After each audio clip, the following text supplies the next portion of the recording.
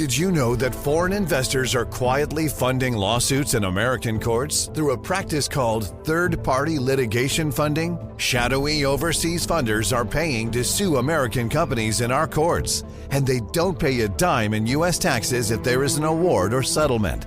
They profit tax-free from our legal system, while U.S. companies are tied up in court, and American families pay the price, to the tune of $5,000 a year. But there is a solution. A new proposal before Congress would close this loophole and ensure these foreign investors pay taxes, just like the actual plaintiffs have to. It's a common-sense move that discourages frivolous and abusive lawsuits and redirects resources back into American jobs, innovation, and growth. Only President Trump and congressional Republicans can deliver this win for America and hold these foreign investors accountable. Contact your lawmakers today and demand they take a stand to end foreign-funded litigation abuse. It's Saturday the 7th of June. I'm Jamie East, and this was a week that saw the government commit to a battle-ready Britain, Ukraine launch daring raids on Russia, chaos in Gaza over food aid, and sad news from Jessie J.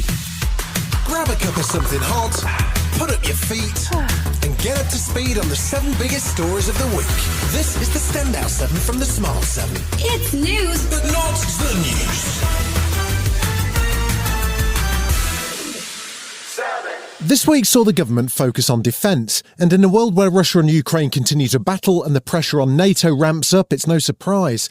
So Monday saw Labour pledge to create a British army that's 10 times more lethal as it unveiled the details of its defence spending review. The review will see the budget for defence increase to 2.5% of GDP by 2027, and key commitments unveiled including increasing military reserves, ordering new F-35s, and committing to building a new fleet of nuclear submarines.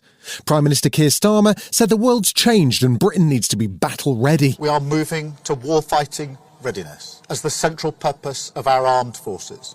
When we are being directly threatened by states with advanced military forces, the most effective way to deter them is to be ready. The 144-page review also focuses on Russia as a primary threat, commits to NATO first as the strategic priority, and commits to learning from Ukrainian innovation when it comes to weapons like drones.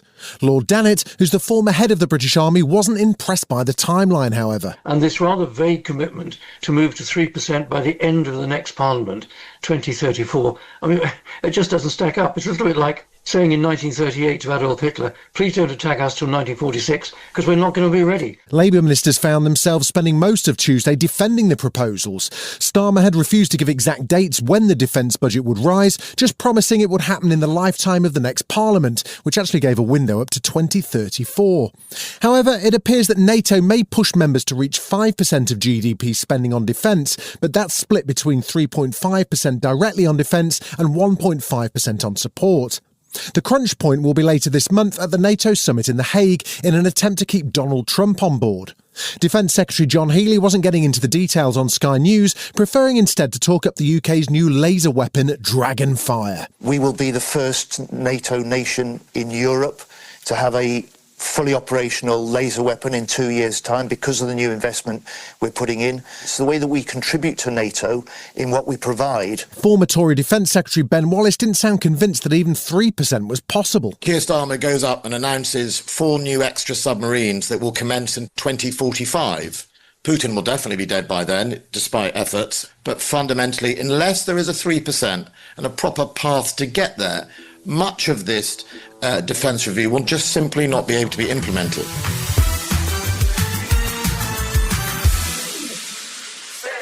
After 18 months of planning, Sunday saw Ukraine launch a daring series of drone attacks on Russian airfields, codenamed Operation Spiderweb. The drones were smuggled into Russia, then launched remotely from articulated lorries which self-destructed following the attack. The targets were Russian bombers, with Ukrainian defence sources estimating that about 40 planes, or 34% of the Russian fleet with cruise missile launch capability, were destroyed. President Zelensky said more pressures needed to force Russia to change course. It was the Russians who chose to continue the war, even under conditions where the entire world is calling for an end to the killing. And pressure is truly needed. Pressure on Russia that should bring it back to reality. The two sides were due to meet on Monday in Turkey, and Russian President Putin called an urgent meeting on Sunday evening to discuss retaliation for the strikes. CNN's former Russia editor Jill Doherty said these strikes so far into Russian territory will alarm people. The war has come to Moscow. It's no longer something that's far away in Ukraine. It is now striking the homeland, and it's really significant. The Russian and Ukrainian delegations did meet in Istanbul on Monday, but there was no sign of a serious breakthrough or ceasefire progress. Turkish President Erdogan was still sounding positive, though. Today, the Russian and Ukrainian delegations came together under the chairmanship of Hakan Fidan. It was a very significant meeting, and as a result, the prisoner exchange, which was previously limited to 1,000 prisoners each, has now exceeded that number. In the wake of the attacks, Russia spent the week stepping up its retaliation on civilian targets in Ukraine. But the Ukrainians weren't finished with secret missions, as on Tuesday they succeeded in placing about a metric ton of explosives underwater on the Kerch Bridge, which links Russia and occupied Crimea. It's long been a target for the Ukrainian military, and this third attack on it seems to have inflicted serious damage, with the bridge closed to traffic. Sky News defence analyst Michael Clark says the sequence of attacks is intended to send a message to the Americans in particular. And the message for them is, look at what we've done in the last few days. We're not victims. We can fight. We can show the Russians what we can do. This may be David and Goliath, but David's got quite a lot to go on up against the Goliath. Representatives from 57 countries gathered in Brussels on Wednesday as part of the Ukraine Contact Defence Group. The meeting saw fresh pledges of support for Ukraine, including one from the UK to deliver 100,000 drones, along with additional training for Ukrainian troops and fresh supplies of artillery shells. NATO Secretary-General Mark Rutte addressed the meeting and confirmed that Ukraine's getting an invitation to the NATO summit in the Netherlands at the end of this month. NATO's long-term support to Ukraine is not about prolonging the war. It is about ensuring Ukraine can defend itself now and prevent any future aggression. One man who was notable by his absence was US Secretary of Defense Pete Hegseth, and his boss Donald Trump was busy on the phone to Vladimir Putin. Trump posted on Truth Social that he'd spoken to the Russian leader for over an hour and that Putin told him Russia would have to respond to what he called a terrorist attack. The Ukrainian side didn't seem too concerned. An advisor to the Minister of Strategic Industries in Ukraine, Yerli Sak, was warning Ukraine may have more attacks planned. We have proven that with a little bit of ingenuity and good planning, it is possible.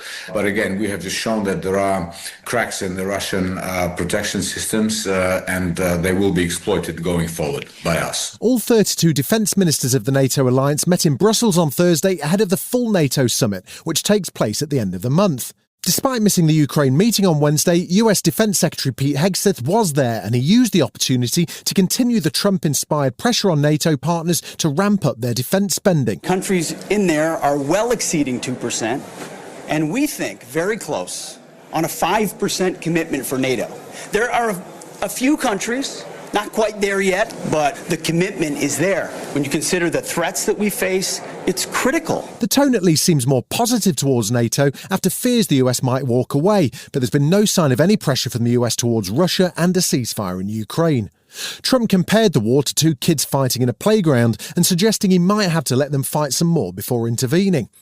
NATO Secretary-General Mark Rutte was staying focused on the budget. We use this word often, historic, but I think we are allowed today to use that word. This is such an enormous increase. So I have total confidence that we will get there, and we have to do that.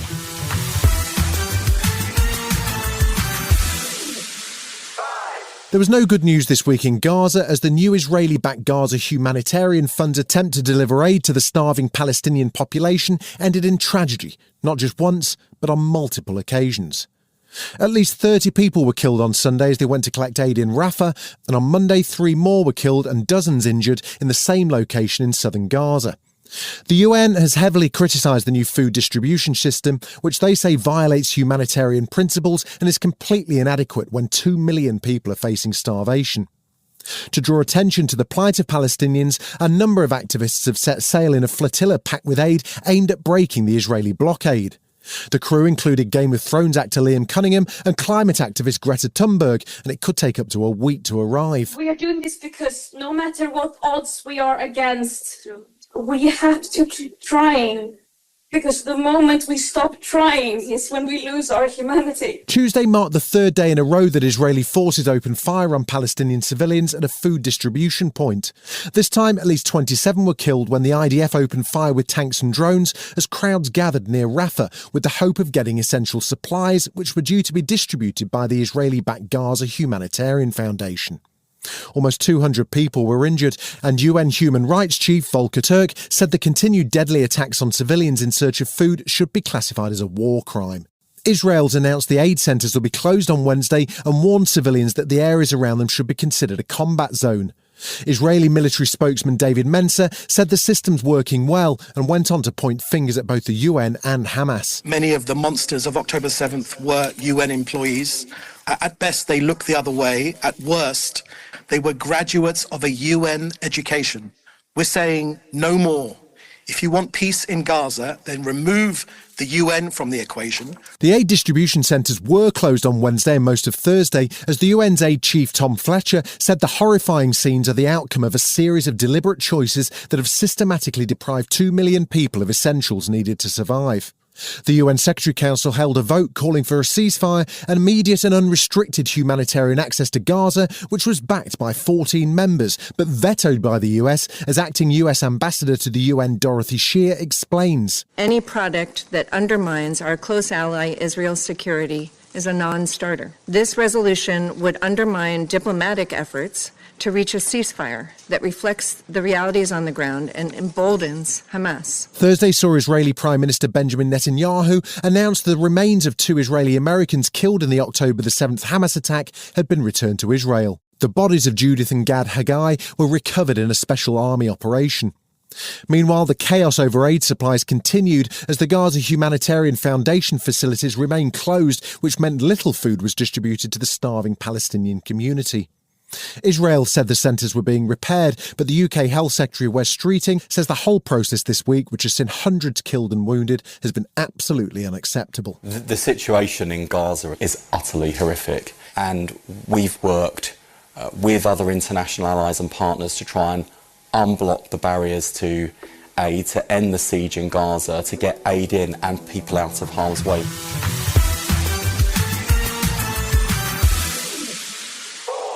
Prime Minister's Question Time on Wednesday saw Tory leader Kemi Badenoch back on the attack, but not about defence spending or about the upcoming spending statement. Instead, she was back on the topic of the winter fuel allowance. How many of the 10 million people who lost their winter fuel payments will get it back? Prime Minister. Well, I'm glad to see she's catching up with what happened 2 weeks ago.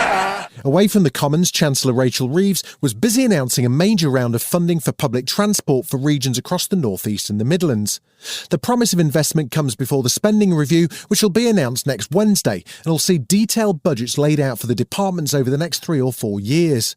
The Chancellor only has a very small surplus to work with, so the Institute of Fiscal Studies has been warning there may well be some sharp cuts. On Wednesday, however, Reeves was focused on the positive. We will be making the biggest ever investment by a British government in transport links, £15.6 billion in transport funding settlements to be delivered by our regional mayors. Thursday was good news for parents as the government announced a significant expansion of the school meal programme. That means that any parent on universal credit will now be entitled to claim free school meals for their kids from September 2026. Keir Starmer says it's an important part of the government's pledge to tackle child poverty. So free school meals for 500,000 extra children. I would see it as part of a wider package because we've already done work on childcare, on school uniforms. So it's about attainment of children and giving them the best possible start in life. There was potentially better news for Starmer later on Thursday as Reform Party chairman Zia Nusuf quit his job in a protest over a question asked by the party's newest MP, Sarah Pokin. She wanted to know at Wednesday's PMQs if the government would ban the burqa, a question seen as a dog whistle and something that isn't even Reform's policy. Leader Nigel Farage was quick to write off Yousaf in a social post on Thursday evening, but he was credited with most of the success of Reform during his 11 months in charge. Tim Montgomery of Reform and former founder of Conservative Home says he'll be missed. I think this is a huge moment and a very regrettable one for Reform. I think he was absolutely essential to what Reform were doing in terms of modernisation. The success and the professionalisation of Reform has owed an awful lot to him. Still to come on the Standout 7 in association with Metro. Fergal Shark is furious about water, and Jessie J has some shocking news. Right after this. This is a paid advertisement from Asda. You know those weeknights where everything feels like a rush? Homework to finish, bath time chaos, kids running riot, and somehow you've still got to make dinner too. It's the classic parenting juggle. Well, this is where Joe Wicks and Asda come in as the heroes we didn't know we needed. Joe's teamed up with Asda to create quick, easy, budget-friendly meal ideas that are delicious. Think sticky chicken noodles, Mexican meatball tray bakes, creamy salmon pasta, real food that's quick to rustle up, tasty and budget-friendly. Because sometimes the biggest win of the day is getting the whole family fed and still having 5 minutes to yourself before bedtime negotiations begin. Whether you're feeding fussy toddlers or grumpy teenagers, Joe Wicks meal picks take the stress out of dinner time. Search Joe Wicks meal picks at asda.com now to see what your lot will love. That's Asda price.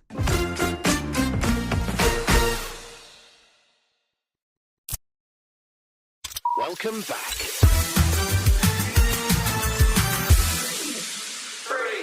Final counting in the Polish presidential election finished on Monday morning, and the results delivered a shock to the European Union. With exit polls predicting wins for both candidates, in the end it was the Conservative historian and former amateur boxer Karol Nawrocki who won. His victory is an upset for the government of Donald Tusk, and Nawrocki is a big fan of another Donald, US President Trump. His victory was greeted with delight by far-right leaders, including Hungary's Viktor Orban and French opposition leader Marine Le Pen. Political analyst Krzysztof Izdebski said his win will make life complicated in Europe. So Nawrocki is definitely pro-Trump. He was obviously showing it during the electoral campaign. He is, I would say, in the line, even maybe more radical in his thoughts about the European Union than Meloni, but stands somewhere next to Orban. So also it's a very difficult situation for the European Union and for the model of the European Union. Poland wasn't the only nation with a significant election this week, as South Korea also caused a shock. The Asian nation's seen plenty of drama over the last few months after former President Yoon Suk-yeol's attempt to impose martial law ended in impeachment. The snap election held this week saw Lee Jae-myung, who's from the Democratic Party, declared the winner. The complicating factor is that Lee himself has been involved in numerous scandals and is due to stand trial in the country's Supreme Court for violating election laws. It's not clear if the trial can now go ahead, but the new president was busy promising to unite the country with a flexible, pragmatic government. It is time to restore our democracy, which has been destroyed by armored vehicles and rifles, our livelihoods and economy, which have collapsed due to indifference and irresponsibility, and our national security and peace, which have been reduced to tools of political strife.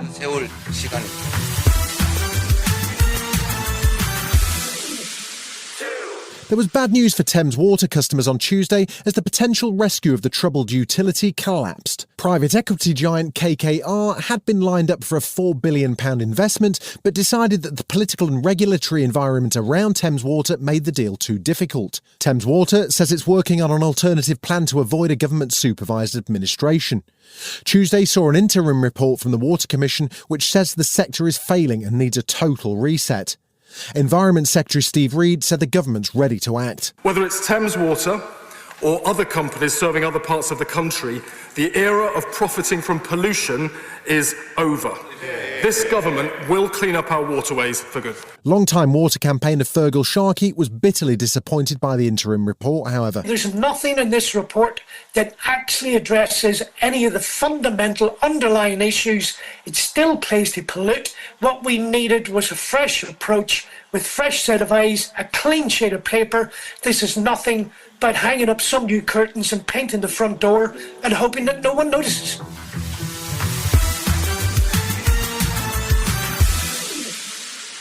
Singer Jessie J's been through a lot for someone who's just 37 years old. She was diagnosed with a heart condition as a child, had a stroke as a teenager, and briefly went deaf in 2020. She also revealed last year she's been diagnosed with ADHD and OCD. Well, she was back in the headlines on Wednesday as she posted on Insta revealing she's been diagnosed with early-stage breast cancer and is set for surgery this summer. In typical Jessie J fashion, she says she'll still play the Capital Summertime Ball first, and her feed has been flooded with well wishes and praise for her bravery in speaking out. Before No Secrets came out, I was diagnosed with early breast cancer. Cancer sucks in any form, but I'm holding on to the word early. I just wanted to be open and share it. One, because selfishly, I do not talk about it enough. I'm not processing it because I'm working so hard. You've been listening to The Smart 7. We'll be back tomorrow at 7 a.m. Hit that follow button and have a great day. Give us 7 minutes and we'll give you the world. Did you know that foreign investors are quietly funding lawsuits in American courts through a practice called third-party litigation funding? Shadowy overseas funders are paying to sue American companies in our courts, and they don't pay a dime in U.S. taxes if there is an award or settlement. They profit tax-free from our legal system, while U.S. companies are tied up in court, and American families pay the price, to the tune of $5,000 a year. But there is a solution. A new proposal before Congress would close this loophole and ensure these foreign investors pay taxes, just like the actual plaintiffs have to. It's a common-sense move that discourages frivolous and abusive lawsuits and redirects resources back into American jobs, innovation, and growth. Only President Trump and congressional Republicans can deliver this win for America and hold these foreign investors accountable. Contact your lawmakers today and demand they take a stand to end foreign-funded litigation abuse.